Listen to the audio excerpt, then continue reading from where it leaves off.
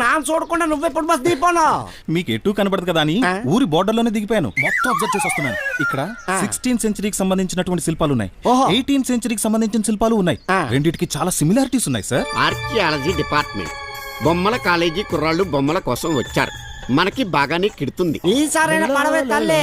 గురుగారు మీ పర్సనాలిటీ అండి. అవునా? మీ ఒక్కొక్క పార్ట్ ఒక్కొక్క కంట్రీలో చేసినట్టు ఉంటుందండి. ఓహో, మీరు మలేరియా మీద టైఫాయిడ్ వచ్చి చిక్కిపోయిన షారుఖ్ ఖాన్ లా ఉంటారండి. చేపలు పడక నాన్న సత్తుంటే నీ జోకులేటర్ బాబు.